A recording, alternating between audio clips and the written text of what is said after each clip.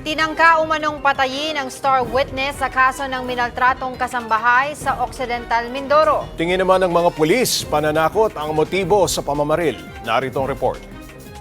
Pasado alas 8 kagabi ng pagbabarilin ng mga nakabonet na sospek ang tinutulian ni alias Dodong sa Paluan, Occidental Mindoro. Si Dodong ay testigo sa kaso ng kasambahay na si LV Vergara na nabulag dahil sa pagmamaltrato umano ng kanyang amo.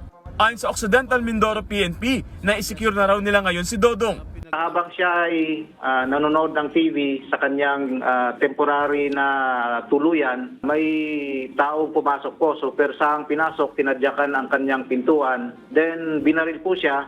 Hindi naman po siya natamaan, nakatakbo, nakalabas ng kanyang temporaryong residente at nagtago sa kapitbahay. Iniimbestigahan pa ng mga pulis ang krimen, pati na kung may kinalaman ito sa kaso ni Vergara. Ang nakikita po namin is tinakot po ito kasi pag may intention pong patayin ito, dapat nung unang putok pa lang is tinamaan na siya. Pari pong importante yung kanyang testimonya kaya po siya pinuntahan sa bahay ng 10 oras po ng gabi. Kinundi na naman ni Senator Francis Tolentino ang tangkang pagpatay kay Dodong, lalo tetestigo pa naman sana siya sa pagdinig ng Senate Committee on Justice and Human Rights.